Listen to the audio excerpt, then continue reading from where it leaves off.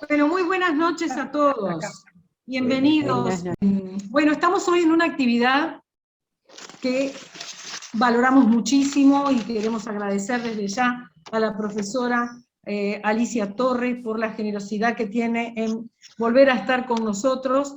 La profesora Alicia Torres, crítica literaria, ensayista, magíster en Ciencias Humanas por la Facultad de Humanidades. También ha publicado, ha colaborado con revistas y otras publicaciones. Todos la conocemos porque el año pasado nos dio esa excepcional charla sobre Mario Benedetti. Bueno, en la noche de hoy la tenemos otra vez con nosotros, esta vez para hablarnos de doña Emilia Pardo Bazán. Y sin más le voy a pasar la palabra a Alicia. Les voy a decir que los vamos a silenciar y luego que todo termine, los vamos a silenciar para, ya saben ustedes, que ruidos que puedan aparecer no interrumpan la charla.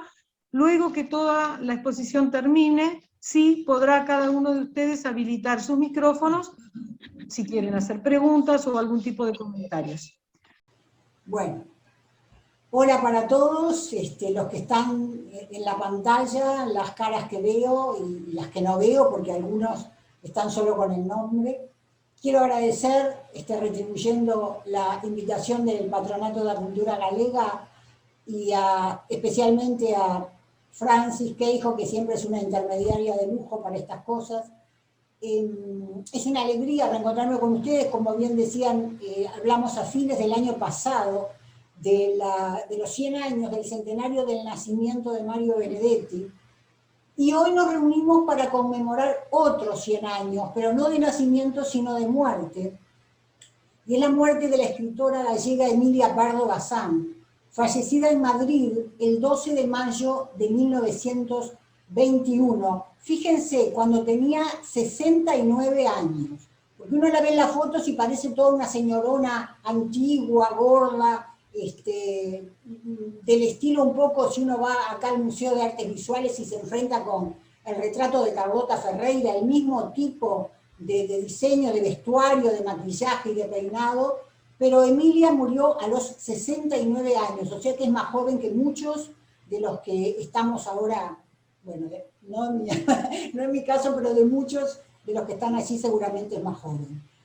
Sus restos descansan en la cripta de la iglesia de Nuestra Señora de la Concepción, en la calle Goya de Madrid, que no es el sitio en el que ella, por disposición testamentaria, hubiera querido estar. Pero de ese sitio vamos a hablar más adelante. Es un sitio de Galicia del que después haremos mención. ¿Quién fue en realidad Emilia Pardo Bazán? Porque el título de esta charla, ustedes lo habrán visto en la invitación que hicieron en el patronato, hablaba de la figura contradictoria de Emilia Pardo Bazán. Bueno, tal vez nunca lo sepamos del todo, es muy difícil saber quién es en realidad alguien, ¿no? Pero sí podemos dar algunos datos, que es lo que yo intento hacer esta noche, dar algunos datos de la vida, de la obra, del momento en el que vivió, de la familia, del lugar que ocupó en España y en Europa como escritora. Podemos empezar diciendo que fue la hija única de una de las familias más pudientes de España de aquella época, la de don José María Pardo Bazán y Mosquera, y doña Amalia María de la Rúa Figueroa y Somoza. Ven que los nombro con todos los nombres y todos los apellidos que hoy nos parecen un poco extraños, pero que, bueno, en la época era lo que se usaba. Todos los nombres y todos los apellidos. Estamos viendo justamente fotos del padre y de la madre. En 1871, Pío IX otorgó a don José el título pontificio de conde. Y en 1908 el rey Alfonso XIII le concedió a Emilia el título de condesa, en el caso de ella como reconocimiento a la importancia de su obra literaria. Hablamos de la muerte de ella, pero fíjense, ella nació en Coruña el 16 de septiembre de 1851, hace 170 años, en la mitad exacta del siglo XIX. Y a mí me parece que es muy importante que nos fijemos desde el principio, en este momento histórico, la mitad del siglo XIX, porque todo lo que vayamos a decir hoy de Emilia tiene que estar en ese contexto. No podemos, pero hay que estar alerta aunque que no es el contexto de este siglo XXI que estamos transitando nosotros, sino que todo pasó hace mucho tiempo, en su vida sobre todo.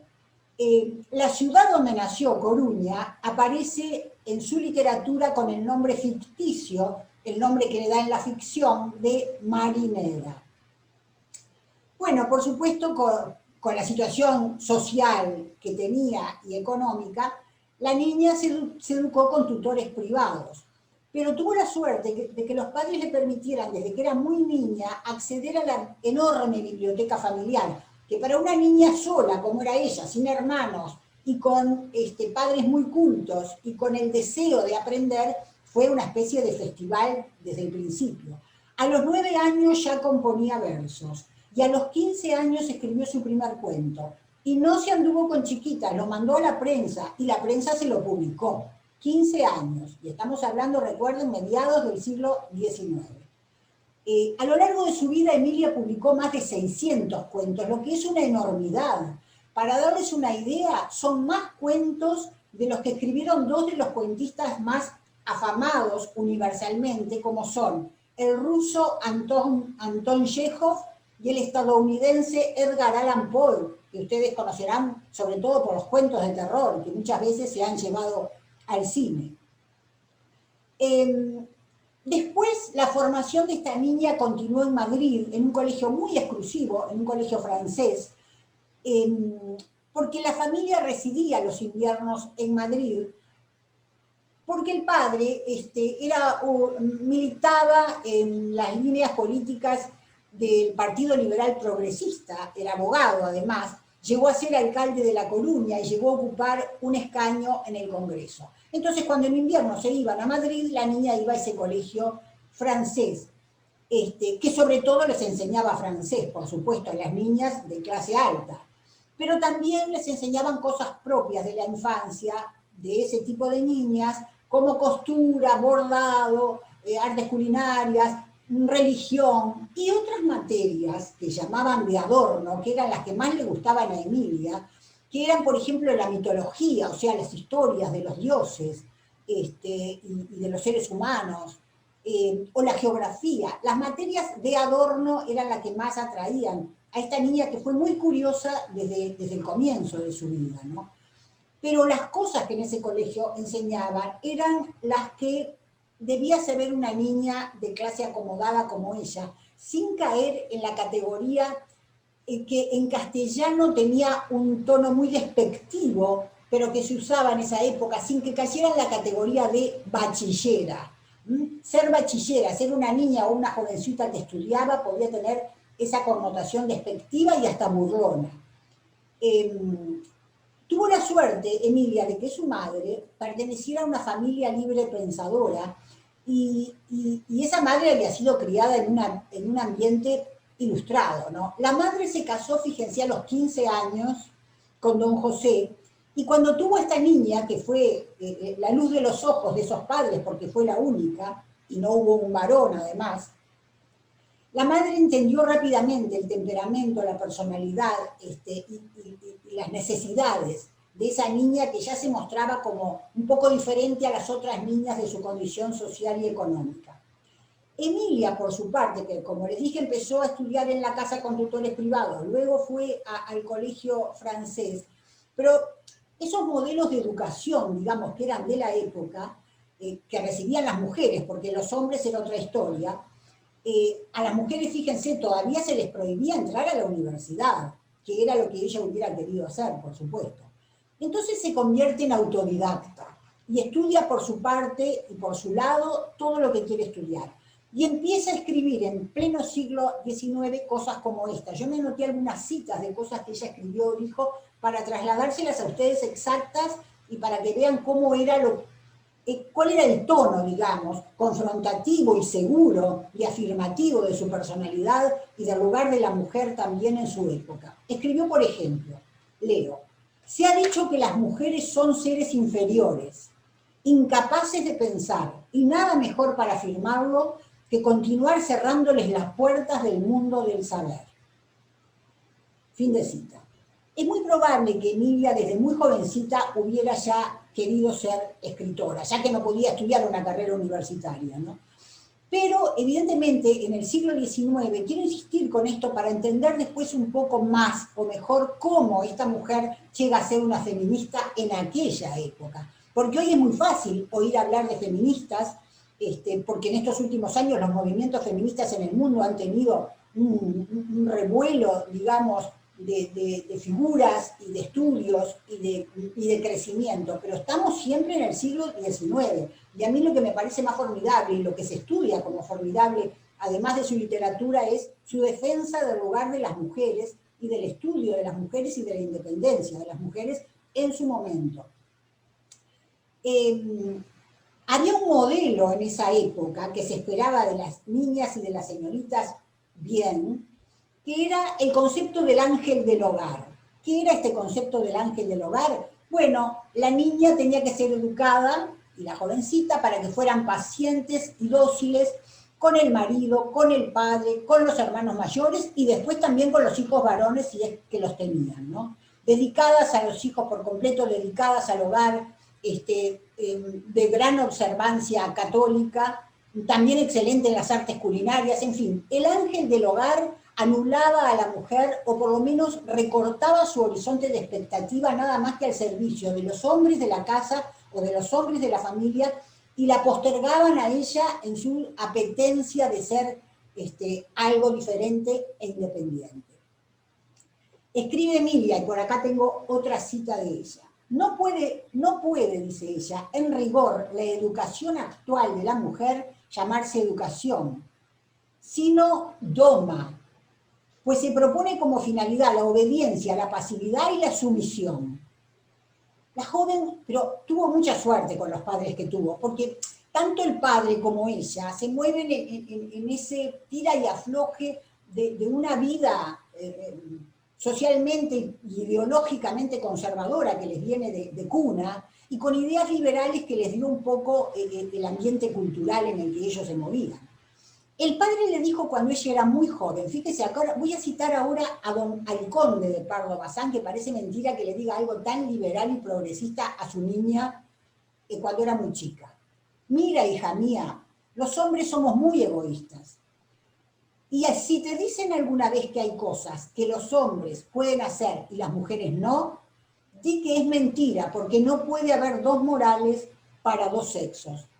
Esto es increíble. Yo quiero que ustedes no se olviden que estamos en el siglo XIX, que este señor era un conde conservador, por más que tuviera ideas liberales, porque se juega en esos dos planos, ¿verdad? Permanentemente, en esas contradicciones. Pero esto que le dice el padre es muy increíble, y evidentemente es un ejemplo que Emilia siguió durante toda su vida. Con el paso de los años, Emilia fue ensayando nuevas formas de vivir y de escribir. Cambia mucho a lo largo de los años ella, la forma de vivir y la forma de escribir. Consigue sortear muchísimos obstáculos, que también a ella, por más que tenía muchos beneficios en la vida, se le plantean, y se va reinventando cada vez y no se deja vencer por los obstáculos que se le ponen enfrente, sino que lo supera a su manera, bien o mal. Eso cada uno puede juzgarlo, pero lo supera. Y lo que decíamos del título de esta charla, de las contradicciones, es una paradoja gigante, por decir poco, que una condesa católica, porque siguió siendo católica, y políticamente conservadora, aunque de costumbres liberales en la vida, plante bandera de feminista radical en la segunda mitad del siglo XIX. Ella hace esto, y a mí esto me parece realmente extraordinario. Su figura es vehemente, avasallante, contradictoria, como venimos diciendo. Fue súper criticada, fue rechazada, fue insultada, pero sin duda llegó a ser la mejor novelista española del siglo XIX, o como decían en aquella época, la gran dama de las letras españolas. Aquí ven, le encontramos sentido otra vez al título, ¿no? A esa figura contradictoria. Pero volvamos ahora un poquitito más atrás para ver algunas otras cosas de la juventud. Cuando Emilia tiene 16 años, en 1868, su vida experimenta un cambio así, drástico. Y ella lo cuenta escribiendo lo siguiente: 3 acontecimientos importantísimos en mi vida se dieron muy de cerca ese año. Me vestí de largo, me casé y estalló la Revolución de Septiembre de 1868. El novio de Emilia, el marido, porque ahí ya se casó, era José Fernando Quiroga Pérez de Deza,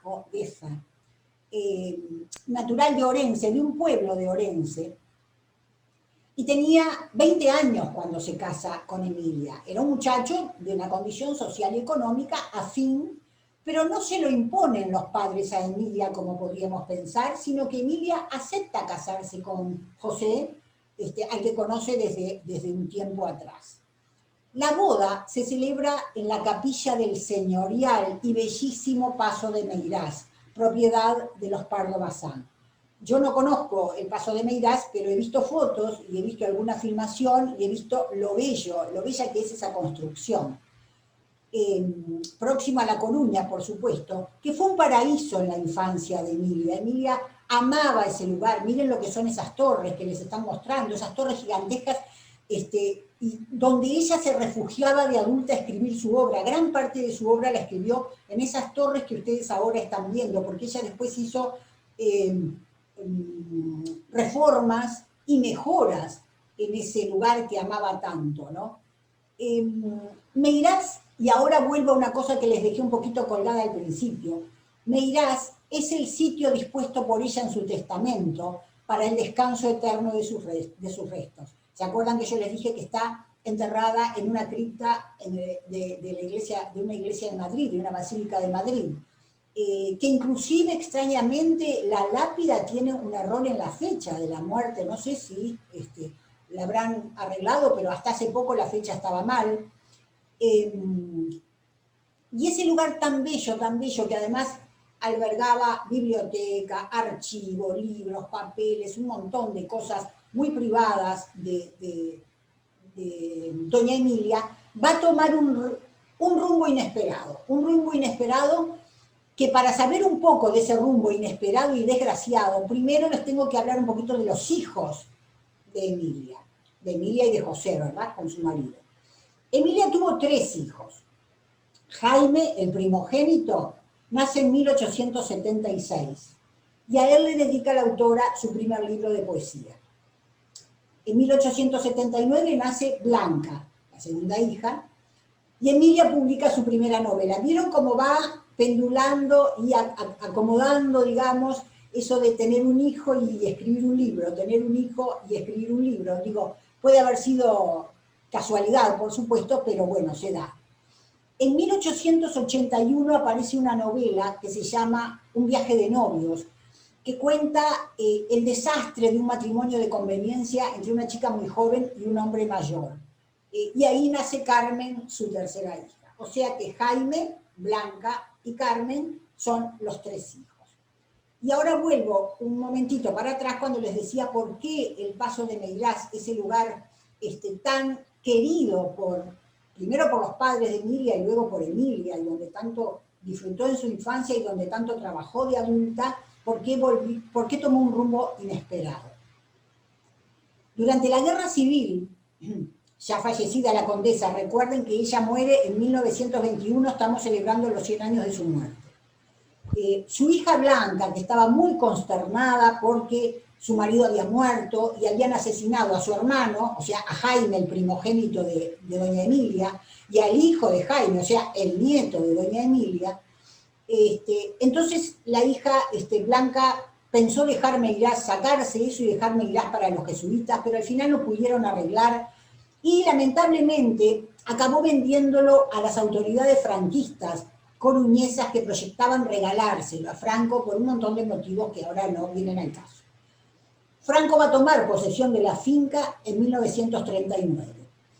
El dinero de la compra se recolectó por una suscripción pública que habrían utilizado aparentemente mecanismos coercitivos para obligar el pago, para recolectar el dinero del pago.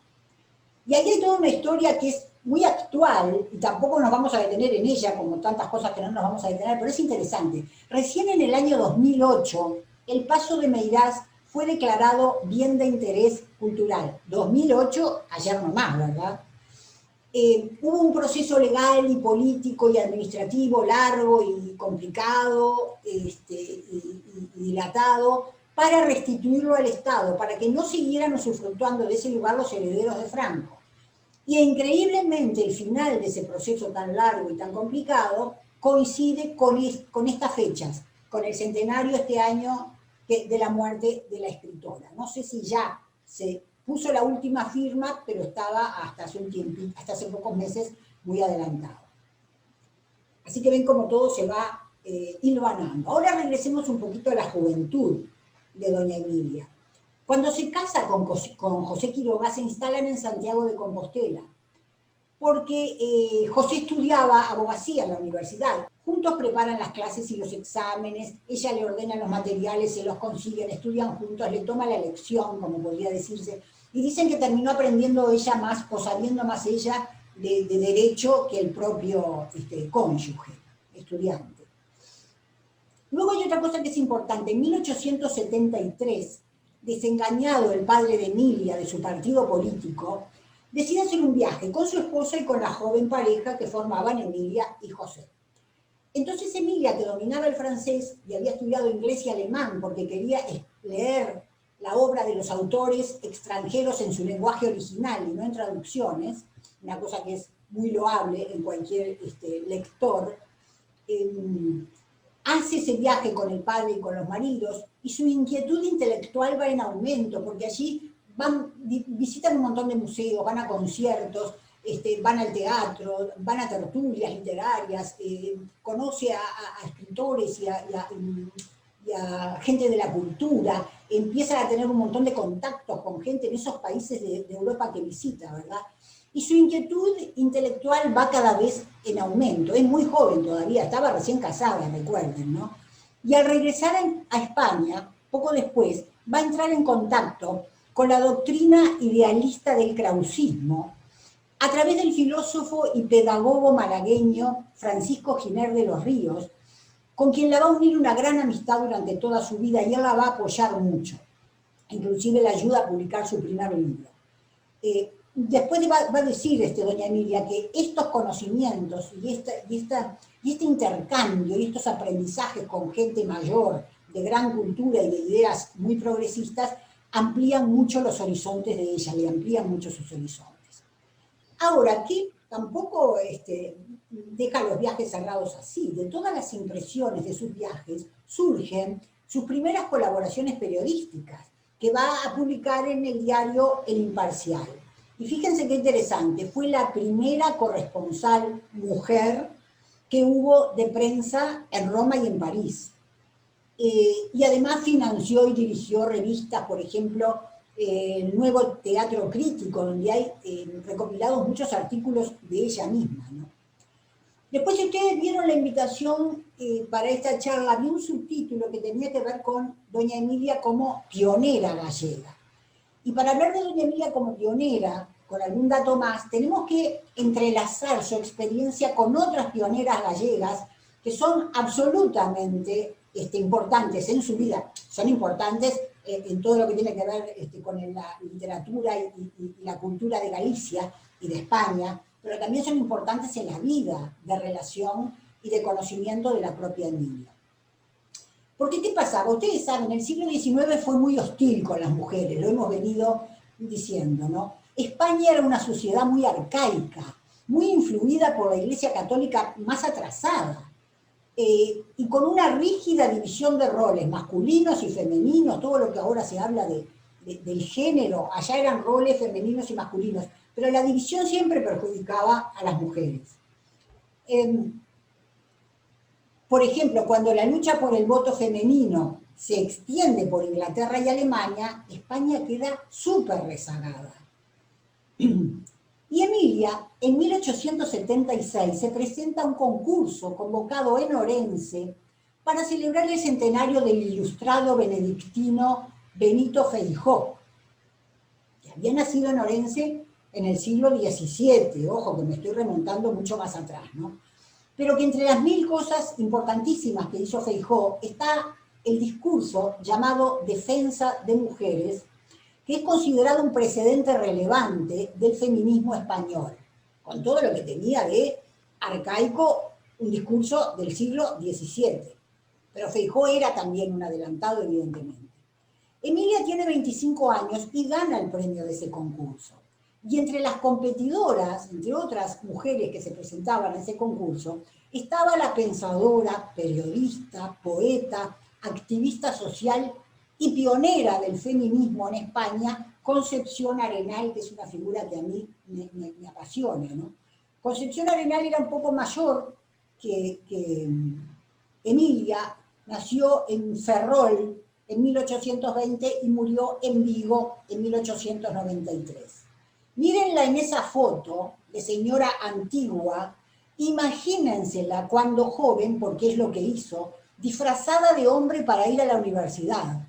Lo hizo, pudo hacerlo porque tuvo el coraje y la decisión para hacerlo. Claro, nosotros vemos las fotos y nos parece toda gente muy antigua que no hizo nada más que cocinar y barrer metida dentro de su casa. ¿Cómo engaña, no? Las imágenes que a veces vemos. Concepción luchó en campos tan diferentes como la reforma de las cárceles y la educación de la mujer, fíjense ustedes. Ella y la otra figura insoslayable en Galicia de esa época, Rosalía de Castro, por supuesto, que nació en Santiago de Compostela y murió en Padrón, las tres convivieron en una misma época, aunque Concepción es mayor, ¿verdad?, que las otras. Pero son vidas que de alguna manera intelectualmente, por lo menos intelectualmente y en otros intereses, se entrelazan. Un dato muy importante que me importa resaltar hoy, yo sé que ustedes todos lo saben, en Rosalía, es que revaloriza el gallego al adaptarlo y adoptarlo en su poesía, arriesgándose a no ser leída, porque el gallego en esa época tenía un gran desprestigio social, siendo que antiguamente había sido una lengua súper prestigiosa, que después cayó, después se levantó con los estudios posteriores, pero en esa época era de gran desprestigio y Rosalía se arriesgó a que nadie la leyera y a que la discutieran y a que la rechazaran, porque escribió su poesía en gallego. Las tres entonces, las tres mujeres pioneras, estas gallegas, lucharon valerosamente, cada una a su manera, cada una desde un lugar muy distinto, para preservar su independencia, para cumplir con lo que ellas entendían que era lo que tenían que hacer, y para lograr el reconocimiento de los colegas varones, porque si no se tiene el reconocimiento de los colegas varones en ese momento, no se puede avanzar, porque les trancan y les trancan por todos lados, que es lo que a muchas les pasó y abandonaron. Entonces, Emilia, que era muy consciente de este asunto del género o del sexo o de los roles masculinos y femeninos que primaba en los círculos intelectuales totalmente copados por los varones, ¿qué hace Emilia? Propone a Concepción Arenal para la Real Academia Española. Ustedes sabrán que para la Real Academia, para las academias del mundo, como para premios y otras instancias, se reciben propuestas de personas, de personalidades con un gran currículum, y después una serie de notables de la casa, estudia quiénes entran y quiénes no entran. Bueno, Emilia presentó a Concepción, por supuesto la candidatura fue rechazada, como también fue rechazada la de Gertrudis Gómez de Avellaneda, que había nacido en Cuba, pero bueno, después se estableció en Madrid. También se presentaron propuestas para que Emilia entrara a la Real Academia de Letras de España. 3 veces, en 3 oportunidades distintas fue presentada. Las 3 veces en 3 años distintos fue rechazada, como en los casos anteriores. Porque los intelectuales varones reaccionaban en bloque, oponiéndose a compartir sus sillones porque parece que eran muy masculinos los sillones. Y llegaron a decir, vieron que doña Emilia era bastante voluminosa, que no había sillones donde, bueno, decían palabrotas, ¿no? Los intelectuales de la Real Academia, no había sillones tan grandes como para que el trasero de doña Emilia tuviera un lugar. Pero eso no es nada, yo les voy a dar unos ejemplos cortitos de las burlas misóginas de estos grandes hombres de la literatura, que, ojo, son grandes hombres de la literatura igual, a pesar de las cosas machistas que hacían. Por ejemplo, Marcelino Menéndez Pelayo, nada menos, dijo que era una pretensión estrafalaria. José Zorrilla, el autor del inmortal Don Juan Tenorio, opinó que las mujeres que escribían eran un error de la naturaleza. Creo que lo vamos a ver, sí, vamos a ver a José Zorrilla, el autor de Don Juan Tenorio, esa obra que, bueno, ¿quién no la vio en teatro? ¿Quién no escuchó la música? ¿Quién no vio las películas que después se basan en esta obra maravillosa? Y otro autor muy importante, y que yo aprecio especialmente, que es Leopoldo Alas, apodado Clarín, porque en las notas periodísticas él se firmaba Clarín, porque era como unas clarinadas sus artículos periodísticos. Acá tenemos una foto de Leopoldo Alas, que además es el autor de una novela inmensa que yo adoro, que se llama La Regenta, y que si no la leyeron se las recomiendo, aunque nos salgamos un poco de tema, porque es maravillosa. Leopoldo Alas fue íntimo amigo de doña Emilia. Después se pelearon a muerte. Después más o menos arreglaron sus cosas, pero bueno, ella no se dejaba mandar por nadie y peleaba con cualquiera. Pero fíjense lo que Leopoldo Alas, que había sido tan amigo de ella, llegó a decir. Les leo lo que dice. ¿Para qué quiere doña Emilia ser académica? Más vale que fume. ¿Ser académica? ¿Para qué? Es como si se empeñase en ser guardia civil o de la policía secreta. Fíjense las palabras de los integrantes de la academia cuando rechazaban la candidatura de Emilia. Bueno, pero ella, de alguna manera, como para cerrarle la boca, taparle la boca a estos notables de la literatura, fue la primera mujer que presidió la sección literaria del Ateneo de Madrid. La primera mujer en ocupar la cátedra de literaturas neolatinas en la Universidad Central también de Madrid. Fue consejera de Instrucción Pública. Bueno, tuvo un montón de cargos y títulos que no les voy a decir para no aburrirlos, ¿no? Y contribuyó como pocos, y esto es importantísimo, a la difusión y al análisis de la mejor literatura universal de su época, porque como ella escribía tanto en la prensa, artículos sobre otros escritores, e introducía libros, traducía libros. Recordemos que ella tiene la ventaja de conocer lenguas, y evidentemente no muchos lectores de la prensa eran políglotas, ni mucho menos. Hay una cosa que es verdad, es cierto que las circunstancias que rodearon la vida de doña Emilia le permitieron más libertad y le abrieron más caminos que muchas mujeres, es innegable. Ella tuvo, evidentemente, nació en una familia, nació en Taza de Plata, como podemos decir. Pero lo que hizo muy bien fue utilizar su prestigio y sus contactos para luchar por la emancipación femenina. ¿Se dan cuenta cómo ella jugaba, cómo acomodaba las cosas para pelear por lo que ella consideraba que era justo pelear? Y tenía además una fe inquebrantable en el valor del trabajo propio. Ella era tenía una inmensa capacidad de trabajo, Es impresionante en el archivo de doña Emilia todo lo que escribió, todo lo que leyó, todo lo que tradujo, todo lo que publicó, todo lo que ayudó a otros escritores. Y ya muy joven le había dicho a un amigo que ella se proponía trabajar, vivir del trabajo propio y no de lo que el padre pudiera darle. Esto no tengo pruebas para saber si se cumplió o no se cumplió, pero era su idea, no depender de la plata del padre o del marido o del hombre que fuera. Y era muy importante, ¿no? Pero que en ese tiempo una mujer dependiese económicamente de sí misma era como una novedad y era algo muy problemático para la cabeza de los hombres. Pero a ella, bueno, la desvelaba la educación de las mujeres y exigía que fuera obligatoria, ni miras de ser obligatoria la enseñanza, por supuesto, ella exigía que tenía que ser obligatoria. Y al fundar la Biblioteca de la Mujer, miren lo que dijo, les leo. Para el español todo debe y puede transformarse, solo la mujer debe mantenerse inmutable. Yo soy una radical feminista, creo que todos los derechos que tiene el hombre debe tenerlos la mujer.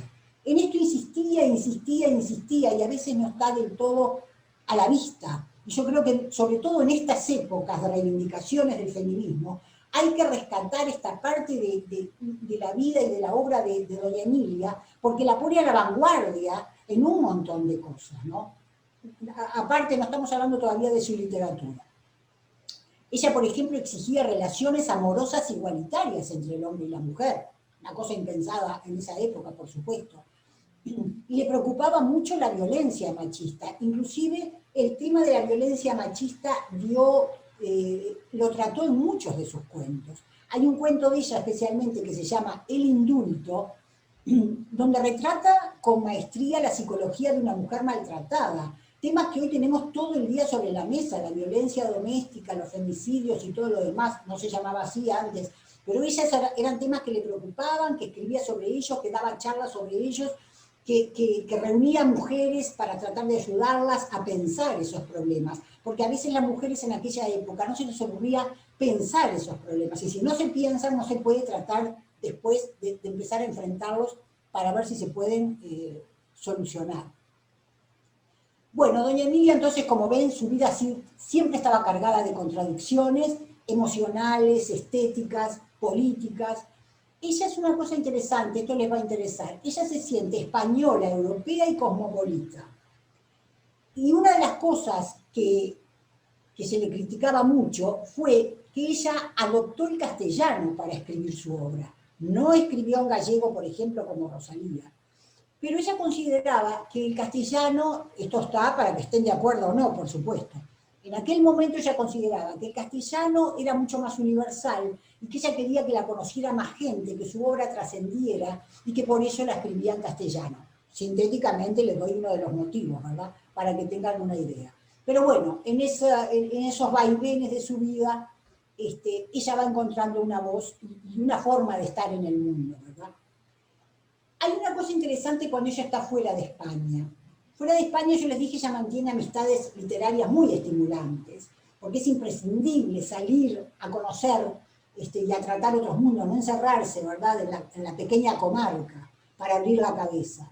En París, entonces, participa en tertulias y, entre otros grandes escritores y personalidades, empieza a tratar y tiene cierta relación intelectual con el famoso escritor francés famosísimo Émile Zola, que representaba una corriente literaria muy nueva, muy provocadora, llamada naturalismo, que lo que hace es denunciar las miserias sociales, pero en toda su brutalidad, sin esconder nada, todo lo que se oculta, lo que no se dice, lo políticamente correcto, no. Zola decía las miserias sociales y de los seres humanos más desprotegidos y olvidados, con toda la crudeza que se puede encontrar. Eso era el naturalismo que empezó en Francia. Y en principio, doña Emilia se siente muy atraída por esa corriente. Empieza a escribir algunas cosas también que tienen una base social, de denuncia social, pero siempre siendo literatura, siempre siendo ficción, siempre haciendo trabajar a la imaginación a través de los problemas sociales que veía a su alrededor. Y en 1882 inicia la publicación de una serie de artículos en la prensa sobre Émile Zola y sobre esos experimentos narrativos que hace Zola que reflejan los problemas sociales más espantosos. ¿Qué hace después doña Emilia con toda esta colección de artículos? Los reúne en un libro. Habían salido en la prensa sucesivamente, los reúne en un libro. Ese libro tiene el nombre de La cuestión palpitante. Se publica en 1883. Cosecha un éxito enorme y un aluvión de críticas mucho más enorme todavía. Sus colegas escritores varones no admiten que una señora, como le decían, uso comillas, que una señora les enseñe los nuevos caminos de la creación.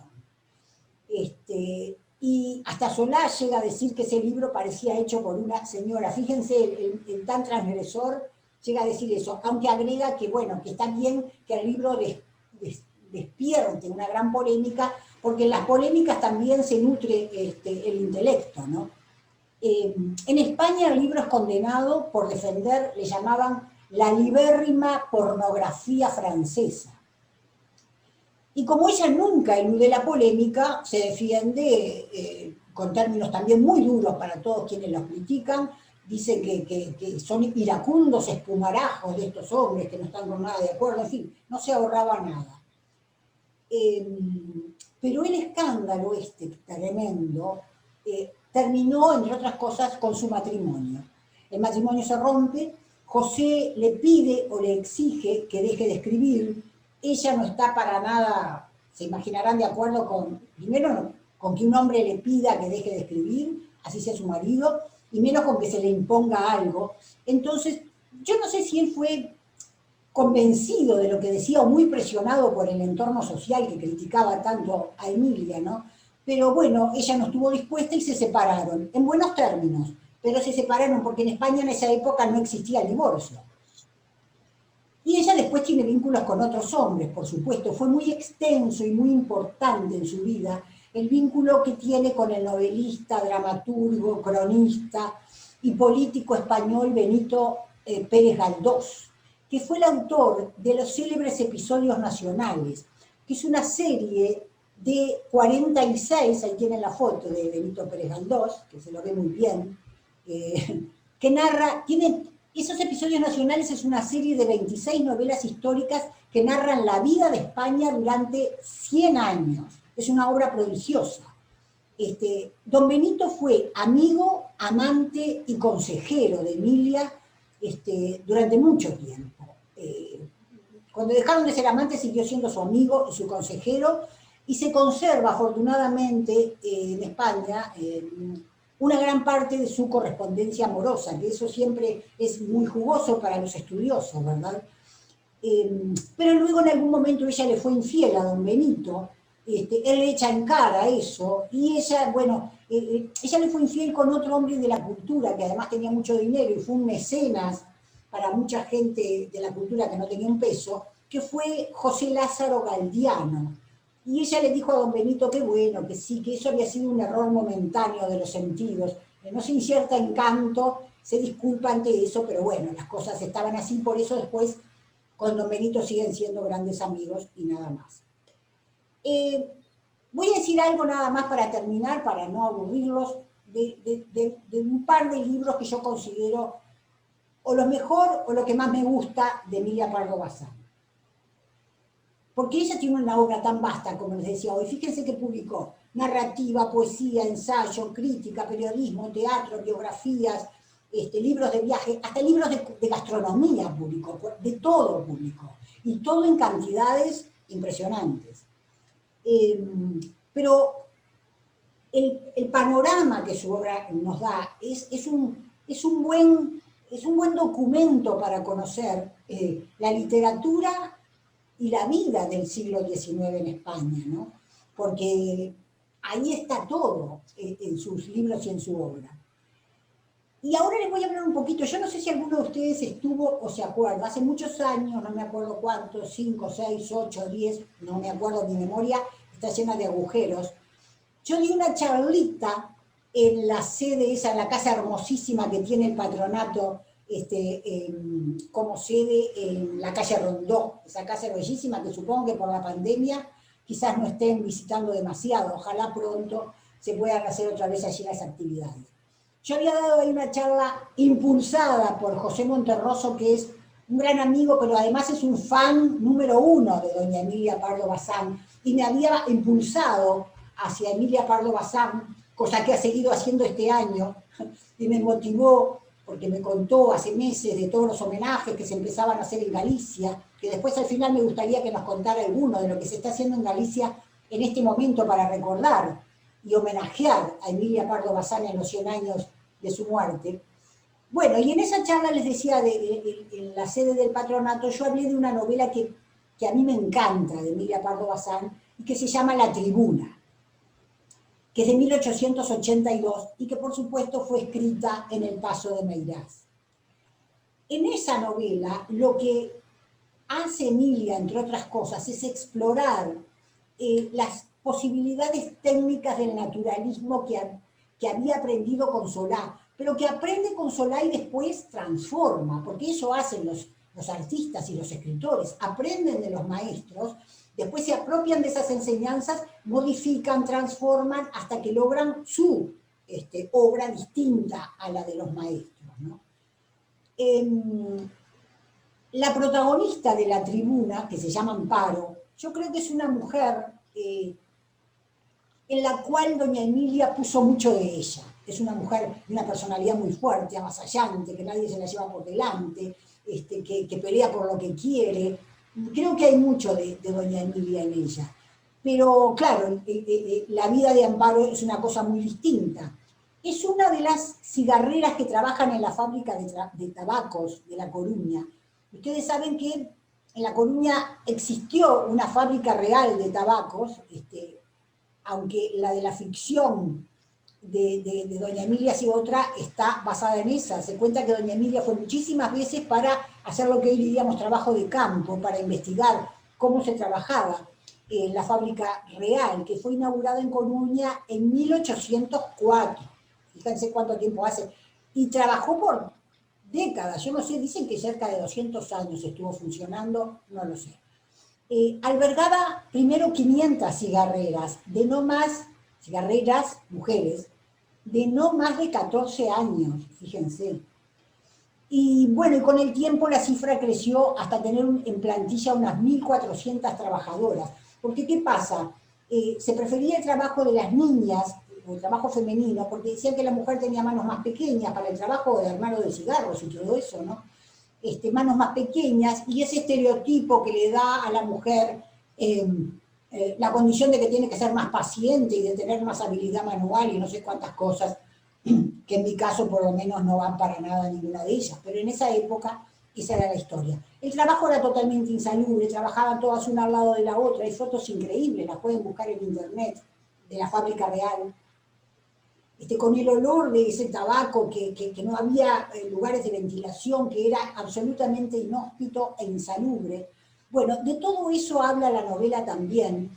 Y lo que viene son, bueno, después hay reivindicaciones obreras, y Amparo, la protagonista, es la que encabeza, por supuesto, las reivindicaciones obreras.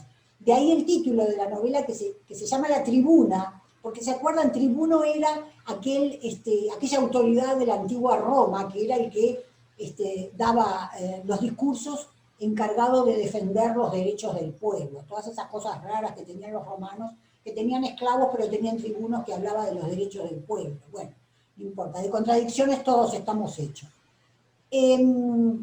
Bueno, y Amparo se convierte en líder del movimiento, ¿verdad?, del reivindicatorio, hasta que cae en brazos, desgraciadamente, de un militar seductor, se vuelve madre soltera, es abandonada vilmente por el seductor y todo en la vida cambia, etcétera, etcétera. No les voy a contar toda la novela.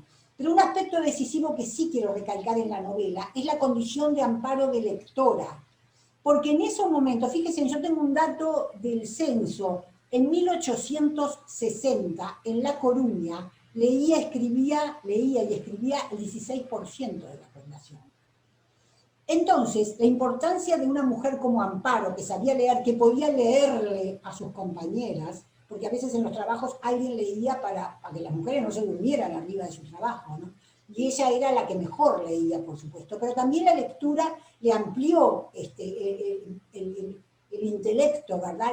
Le permitió pensar más, le dio un vocabulario mayor, que es lo que yo siempre le decía a mis alumnos, lean para tener un mayor vocabulario, porque también tener un vocabulario ayuda a pensar mejor.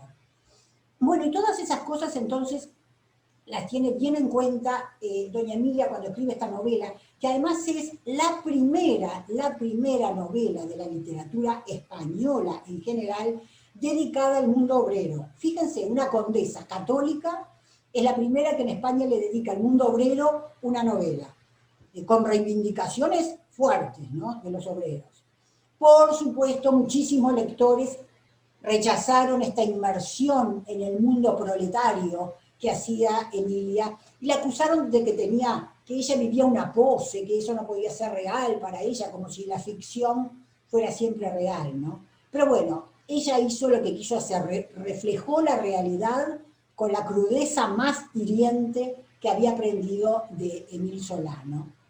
Y lo último que les voy a decir, porque se hizo un poco tarde, es que en 1886 publica el libro que la crítica considera su mejor libro, el más importante, donde logra el punto máximo de los montones de libros que no he mencionado, ¿no? Pero en este que se llama Los Pasos de Ulloa, y en su segunda parte, que se va a llamar Madre Naturaleza, hasta Los Pasos de Ulloa, en una edición muy antigua, quizás la primera, no sé, no alcanzo a verlo, la escritora culmina con su interpretación del método naturalista y alcanza el dominio de sus recursos expresivos. ¿Qué hace doña Emilia en Los Pasos de Ulloa y en esa segunda parte, que es esa otra novela que se llama La Madre Naturaleza? Lo que hace es concebir una saga de una clase social en decadencia. A través de esa saga, la autora intenta mostrar la realidad de la vida rural de Galicia en la localidad gallega de Ulloa. Fíjense, en la tribuna era en el mundo urbano lo que sucedía, ahora es en el mundo rural, siempre de Galicia, que no es Galicia, que en su literatura ya habíamos dicho que lleva el nombre de Marineda. El tema de la novela entonces está centrado en un paso y el mundo allí es muy violento, de mucha sensualidad, de mucho extremismo, no hay límites, no hay, parece como que todo fuera incivilizado. Y los contrastes sociales entre la aristocracia rural gallega y los labriegos y los sirvientes es fuertísima, ¿no? Brevemente, lo único que les digo de esta novela es que, bueno, hay un joven sacerdote que es destinado al señorío del marqués de Ulloa, un marqués que está totalmente embrutecido, de costumbres medievales además. Su castillo se encuentra en ruinas, es gobernado por un labriego que es muy violento y muy astuto y domina al marqués. Y el cura intenta que el marqués vuelva a la buena senda, digamos, se case y tenga un hijo que sería, digamos, el heredero de todo eso, a ver si las cosas cambian. Y los personajes están muy bien construidos, tienen mucho brío, mucha carnadura, digamos. Hay escenas de un dramatismo intenso.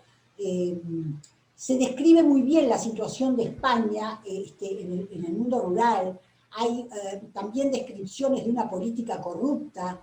Y hay también unas bellas evocaciones del campo y del mundo rural y de los habitantes, digamos, que mantienen algunos cierta pureza o cierta ilusión.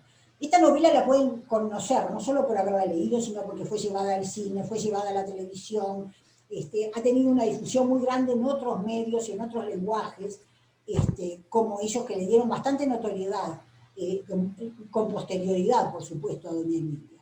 Bueno, para terminar lo que les quiero decir es que toda esa popularidad que tuvo doña Emilia en vida, a favor y en contra, con elogios y con críticas furibundas, todo eso después de su muerte se fue apagando, hasta convertirla en una autora poco leída.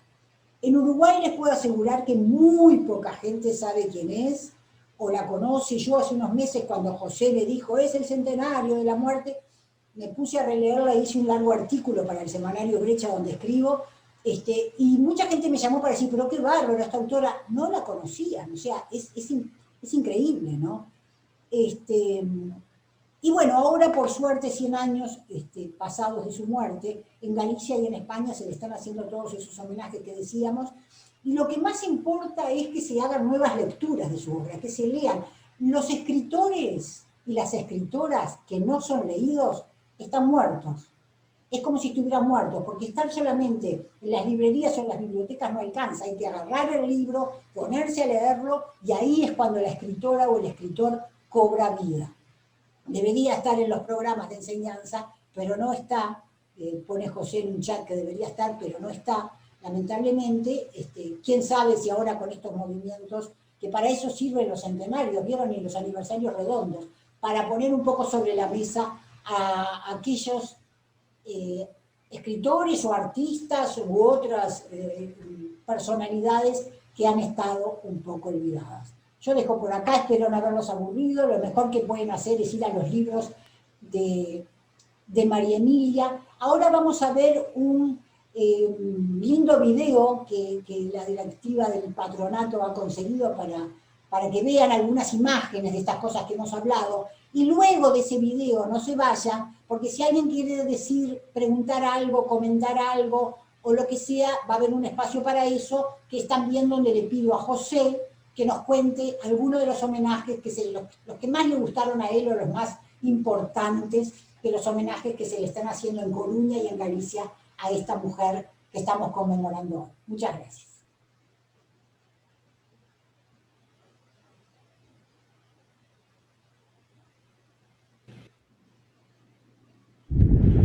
Estamos na Coruña, pero non estamos na Coruña. Estamos en Marineda. Marineda é o topónimo, o nome que Emilia Pardo Bazán utilizaba nas súas obras como sinónimo da Coruña.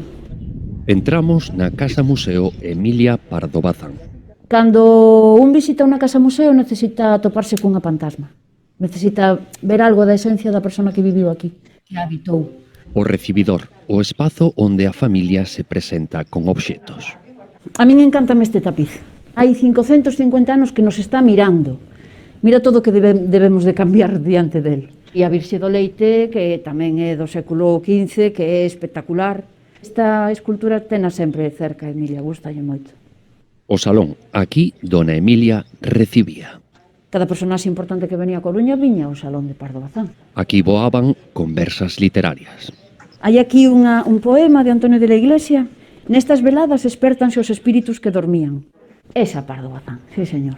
Nin pide permiso, nin pide perdón. Acaba de escribir Los Pazos de Ulloa. Os seus escritos trouxeronlle eloxios de toda Europa. A súa voz abriu camiños para a muller. A primeira conferencia sobre o espiritualismo ruso en España. Intensa na vida social, no desexo e no traballo. Nas cartas a Galdós, falalle de que ten 15 cuartillas diarias como meta. E aquí escribía que a igrexa de Santiago na Fiestra e nos ollos as estatuas que flanquean a porta, mirándose. Cando a lúa está dándolle as pedras, recobran vida e dialogan, eternamente separadas a guisa de almas enamoradas que non poden jamás reunirse. É a cousa máis bonita. Dona Emilia en imaxes da Filmoteca Española.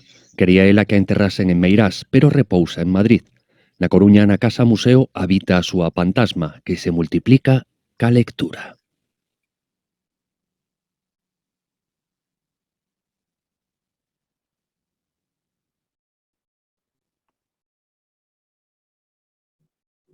Bueno, te felicito como siempre, estás tan ubicada siempre en tus charlas, tratás de no ser larga de manera que queda siempre corta, y bueno, me pedías que hablara algo de los homenajes. Yo te puedo decir, les puedo decir que ha habido, realmente se están produciendo celebraciones al mayor nivel. Por ejemplo, la Real Academia Española hizo una especie de desagravio a estas alturas, ¿no? Otras gentes, otras ideas, otras costumbres, de aquella Real Academia Española que no la había querido recibir, como dijo Alicia, nada menos que en 3 ocasiones. La gordita era muy brava, me hubiera gustado hablar con ella alguna vez, porque cuando uno conoce personajes históricos por su lectura, por la lectura, uno diera algo por conocerlos en persona, aunque fueran 5 minutos, ¿no? Yo siempre digo, ¿cómo hablaría Gelmírez, por ejemplo? Hablaría una mezcla de latín y de gallego en el siglo XII, ¿no? Bueno, y en Galicia también, la Real Academia Galega, que está instalada en la casa que fue de la familia, también le dedicó un ciclo. Después el Ayuntamiento de Coruña, estoy de 3 cosas que me acuerdo porque hay muchas más, plasmó en los cruces de las calles, en los pasos de cebra, frases de Doña Emilia pintadas en blanco que ya se están borrando, tanto de ella como de alguna otra persona estudioso, Y después está el monumento en Coruña y el monumento en Madrid, que el de Madrid está en el Palacio de Liria, en pleno barrio estudiantil de Argüelles. Bueno, ahí está ella favorecidísima, porque está casi etérea, con unos pliegues de la falda, ¿viste? Y en Coruña también está muy favorecida. Así como Rosalía está desfavorecida en el monumento del Espolón de Padrón, que es una señora gorda que nunca fue así, que es el monumento que mandaron los gallegos de Montevideo en el año 57, el mismo año en que mandaron el busto del viejo Pancho a Ribadeo. Bueno, en cambio doña Emilia es lo contrario, está esbelta, delgada, elegante, y el monumento de Coruña, que era en mármol, por deterioro, está guardado en dependencias municipales y lo sustituyeron por uno de bronce, que es el que salió en la foto, o sea, negro, cuando era blanco realmente, ¿no? Lo que han hecho con todas las esculturas clásicas, el David, por ejemplo, ¿no?, de Montevideo, en bronce contra el David original en mármol, ¿no? Bueno, y hace años hubo, Alicia, un simposio, digamos, comentado por la Fundación Barrio de la Maza, donde hace como 30 años, creo yo, más, que de estudiosos de ella, de toda España e incluso de fuera de España, ¿no? Y ahora, claro, la situación también es muy especial, y quizás se hubieran hecho muchas más cosas.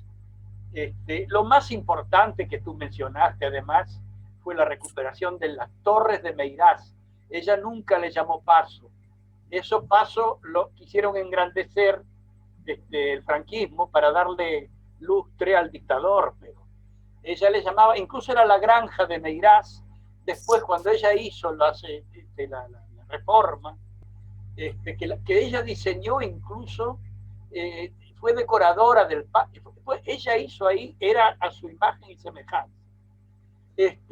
Fue recuperado ahora, y ahora está en la fase de que lo que está dentro, si se lo llevan o no se lo llevan, que se lo iban a llevar hasta que la presión popular, que fue muy importante, logró que la judicatura dejara en suspenso la mudanza, porque hay muebles incluso del patrimonio nacional español, o sea que realmente que se lleven los cuernos de Franco, porque hay en el vestíbulo hay una panoplia con todos los cuernos de los animales cazados por él, ¿no? Y que se lleven todo lo que quieran menos lo que es importante realmente. Ahí, con respecto a las torres de Meirás, hay el tema como bien mencionaste, del sepulcro de ella. Nadie ha hablado hasta ahora de trasladarlo de la cripta de Madrid, que está en pleno barrio de Salamanca, al paso a las torres de Meirás. Yo no soy partidario de los traslados de restos.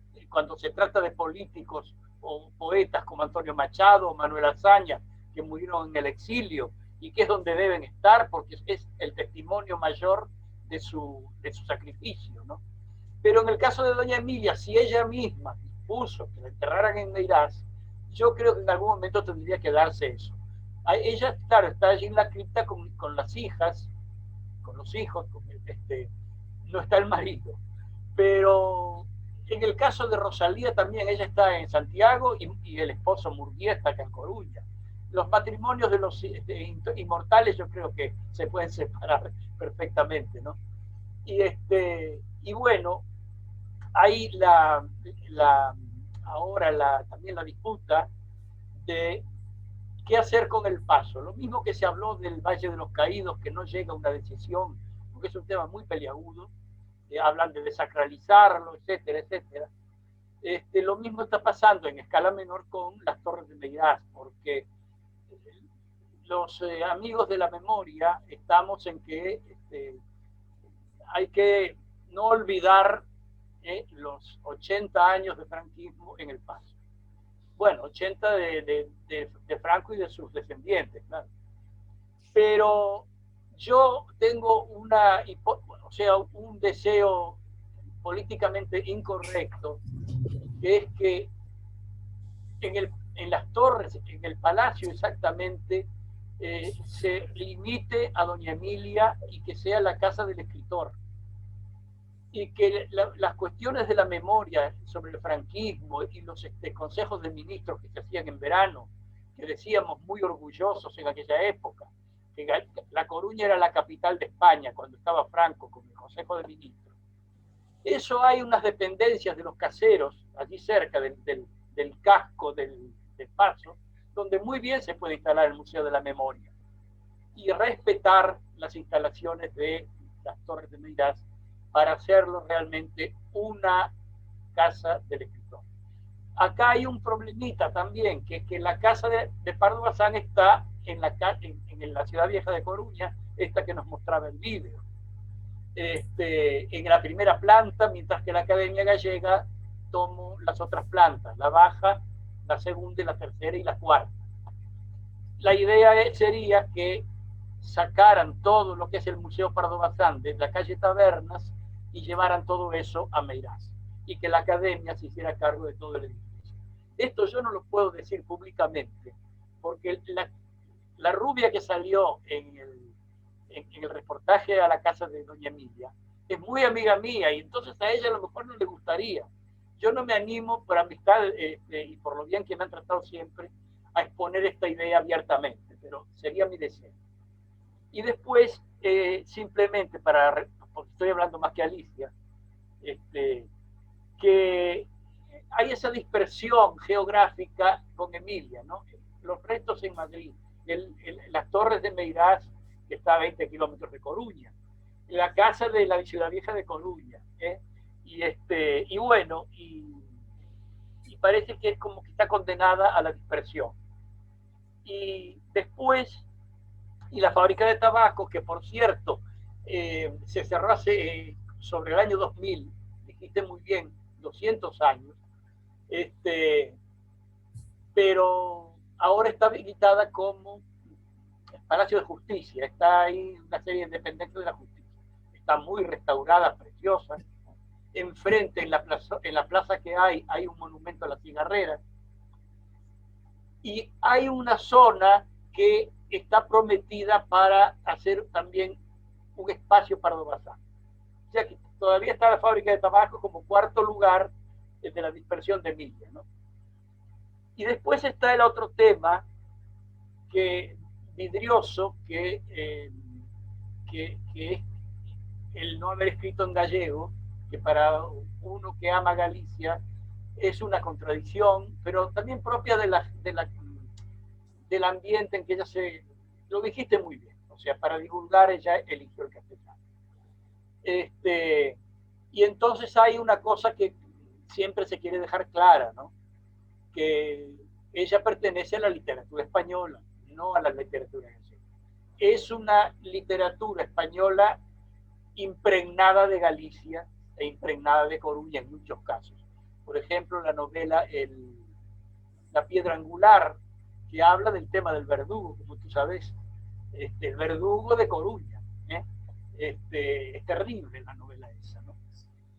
Y los cuentos de Marineda, que aquellos 600 que tú dijiste, una buena proporción está dedicada a Coruña, ¿no? Pero es un caso como tenemos los gallegos esa disputa sobre la literatura española hecha por gallegos. Y desde Valle Inclán hasta Fernández Flores, Julio Camba, Salvador de Madariaga, que fue un gran literato, aparte de político y de diplomático, o Torrente o Cela en los tiempos modernos, son todos gallegos que han destacado en la literatura española de una forma de lo más importante. Pero igual que cuando se habla de Hispanoamérica, yo te lo digo a ti concretamente, se puede hablar de Hispanoamérica cuando se habla de literatura española y hispanoamericana. Ahora, cuando se habla de demografía, es Latinoamérica. Bueno, igual acá se habla de la literatura española y la literatura gallega, se hace la distinción. Y también el feminismo, yo tengo amigos radicales, nacionalistas gallegos, que ponen en tela de juicio con bastante base, gente culta, catedráticos, que no, yo creo que no terminan de, ¿cómo se dice?, poner en el contexto, contextualizar el feminismo de ella en su época, que muy bien lo destacaste tú. Fue una genia, como dice el Uruguay, en ese aspecto, como en su creación literaria. Y entonces consideran que el feminismo de ella es clasista, que no sé qué, que no sé cuánto, y bueno, yo creo que están muy desnortados en ese aspecto. Así que gracias por permitirme dar esta charla después de Alicia, qué gran honor, y bueno, no tengo más que hablar, que hablen otros. Bueno, Alicia, reiterarte el agradecimiento entonces por esta charla preciosa, muy interesante. Agradecerles a todos por habernos acompañado esta noche en esta actividad y ya les voy adelantando que estén atentos porque a mediados de julio vamos a tener una charla sobre Juana de Ibarburu. Así que estén atentos, ya les van a llegar los datos y los esperamos también en nuestra próxima actividad. Bueno, muchas gracias a todos y nos vemos. Gracias.